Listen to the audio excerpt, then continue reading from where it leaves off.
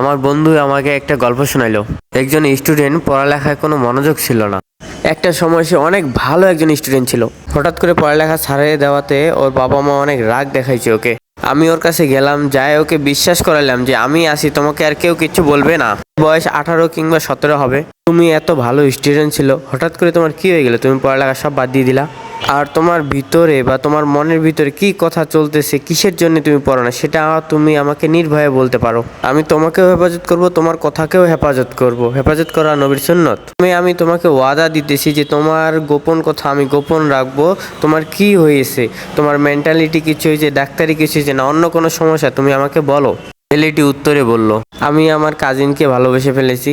আমি বই পড়তে বসলে ওর চিন্তা আসে, আমি খাইতে গেলে ওর চিন্তা আসে, এর জন্য আমি আমার পড়ালেখায় মনোযোগ দিতে পারি না।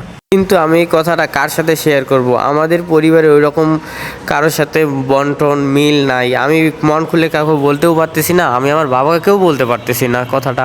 বাবাকে বলবো, বাবা একটা চট দিয়ে বলবে যে আমি তোকে পড়ালেখা করার জন্য পাঠাইছি। এখন কি করা যায় আপনিই বলেন। এই ঘটনাটা 20 বছর পুরাতন। তো আমি ছেলেটাকে বুঝাইলাম যে আমি তোমার বাবা মার সাথে কথা বলবো, দেখা যাক কি বলে ওনারা আর কি সিদ্ধান্তে পৌঁছায়। না না না, আপনি কথা বলেন না, আপনি কথা বলে বাবা আমার উপরে প্রচুর রেগে যাবে। ছেলেটা অনেক ভালো ছিল, পড়ালেখায় ফার্স্ট বয় ছিল। এই ছেলেটা 2 নম্বর হবে না, কিন্তু ও যে রোগে আক্রান্ত সে রোগের ওষুধ কোথাও নেই। ওকে যখন রাগ দেখানো হবে, মাইর দেওয়া হবে, তখন ওর রাগটা আরও বেড়ে যাবে। মামার বাসায় থেকে পড়ালেখা করতে গেছে, সে মামার মেয়ের সাথে প্রেম হয়ে গেছে। এখন চলে আসছে বাবা মার দায়িত্ব। বাবা মা যদি চায় যে ছেলে আগের মতো পড়ালেখা করুক, আগের মতো জীবনযাপন করুক, আগের মতো স্বাভাবিক জীবনযাপন করুক, কারণ ছেলেটাকে সবাই বলে যে ছেলেটা এক্সট্রা অর্ডিনারি ট্যালেন্ট, অনেক ভালো জ্ঞান বুদ্ধি। এখন চলে আসে মা বাবার দায়িত্ব।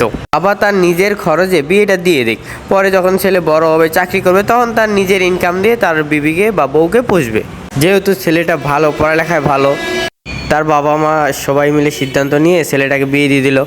এখন মাশাআল্লাহ মাশাআল্লাহ অনেক বড় একটা প্রতিষ্ঠিত হয়ে গেছে, সে তার ওই বউকে নিয়ে সুখে সংসার করতেছে। এখন আসো প্র্যাকটিক্যাল জীবনে।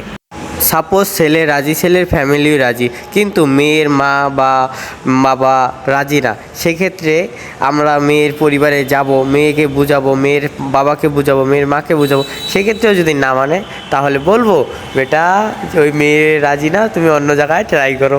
প্রতিটা ভালোবাসা কামিয়াব হইতো বা পূর্ণতা পাইতো, তাহলে এই ডেটিং ফেটিং এগুলা কিসের হইতো? 14 ফেব্রুয়ারি কিসের হইতো?